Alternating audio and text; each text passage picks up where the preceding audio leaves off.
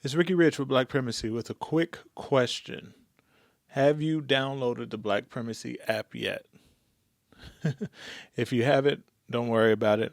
I just wanted to remind you that it is the number one way to find Black-owned businesses near you.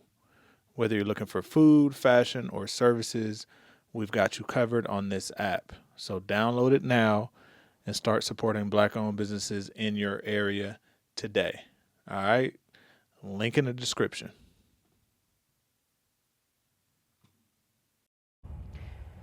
It has been more than a year since body parts surfaced throughout Milwaukee County, launching a massive search for a missing teenager, Sade Robinson. Police say Robinson was last seen alive on a first date. It is a crime filled with twists and turns, and in 1 week, the trial is expected to start for the accused killer. Tonight, our Bria Jones has new video, new witness accounts that paint a picture of how we got here.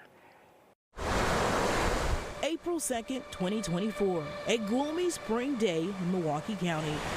The waves of Lake Michigan bringing a chilling discovery, a severed human leg in Warnham Park. The grim finding would unravel the mystery of the disappearance of 19-year-old Sade Carlina Robinson. Prosecutors say Robinson vanished after a first date with 33-year-old Maxwell Anderson. Unsealed warrants revealed a confidential informant told investigators Anderson planned to kill Robinson. A seemingly fatal attraction leading to an investigation spanning 2 states and the arrest of Anderson for homicide, arson, and mutilation charges. This sick son of a is gonna pay. To understand what happened next, we need to go back to the day before April 1st, 2024. Court records show text messages between Robinson and Anderson between 4:15 p.m. and 5:18 p.m. Anderson texts, "Are you hungry? I need to stop at Twisted Fisherman to pick up my W-2 from last year, and we could eat there first." Robinson responds, "Okay," and "Yes. Are we eating at the Broad House or the other place?" Anderson replies, "Let's eat at Twisted. I'm feeling seafood." Robinson answers, "Yes, I love seafood." Still images from surveillance cameras show the two inside the Twisted Fisherman. Investigators say Robinson had Life 360, a location tracking app. It placed her at Duke's on Water and later at Anderson's Milwaukee home, 39th in Oklahoma. It's the last place Sade's loved ones believe she was seen alive. Her phone pinging at his home until 12:45 a.m. on April 2nd. Do we know how Sade met Maxwell Anderson? So from my understanding, it was no dating app. It was a friend of a friend.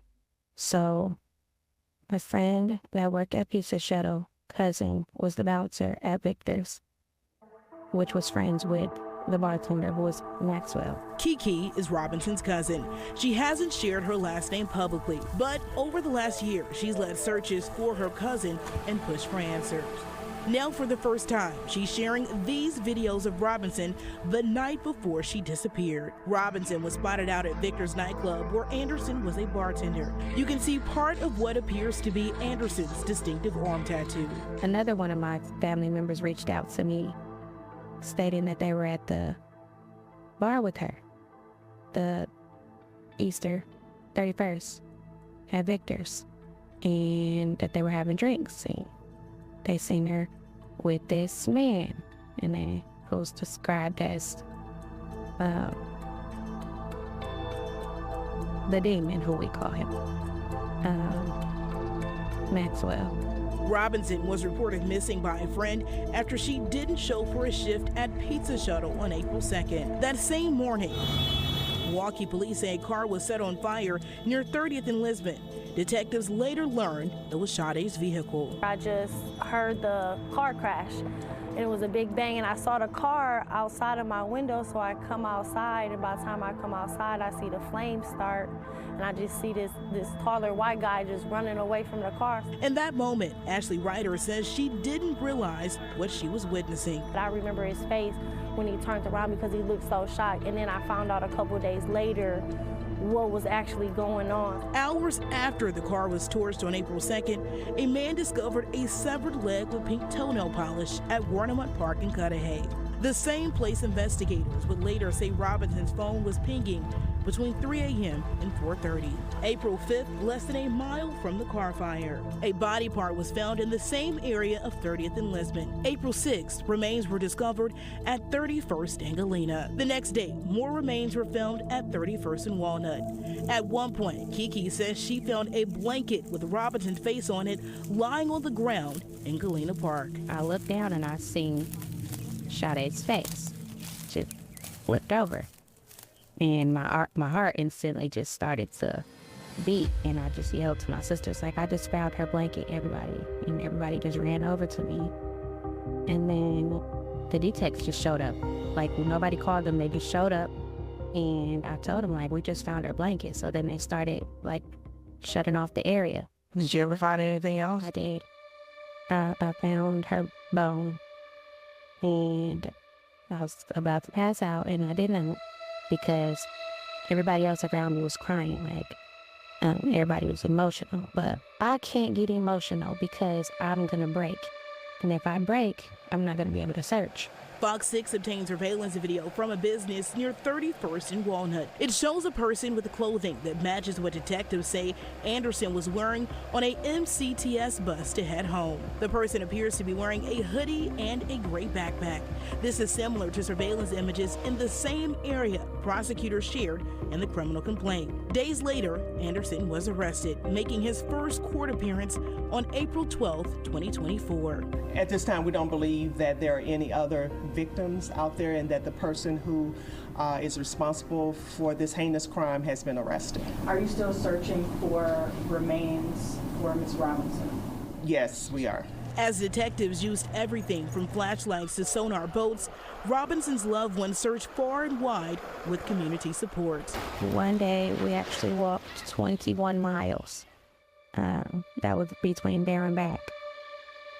We walked east, we walked west, we walked all the way probably to Racine. On April 18, 17 days after she was first reported missing, Robinson's torso and arm were found in South Milwaukee. Nearly a month later, her arm washed up on the beach in Waukegan, Illinois.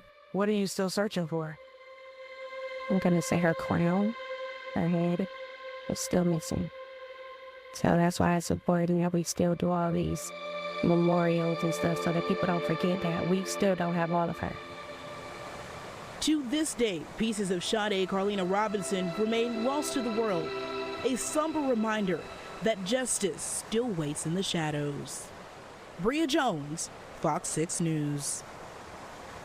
Robinson's loved ones say they will not stop searching for her until they have all of her. Again, the trial for her accused killer, Maxwell Anderson, it's slated to start May 27th. Robinson's family says they're hoping to learn where the rest of the remains may be and a possible motive. Tomorrow night at 9:30, Bria Jones, she sits down with Robinson's parents, who, for the first time together, they talk about life after the tragedy and their unwavering fight for justice. All right, I hope you enjoyed the video. Please check out the other content that we have on this channel. But before you go, I wanted to remind you again not to forget to check out the Black Primacy app. It is the best way to connect with Black-owned businesses near you. They need your support. We need your support. Link in the description.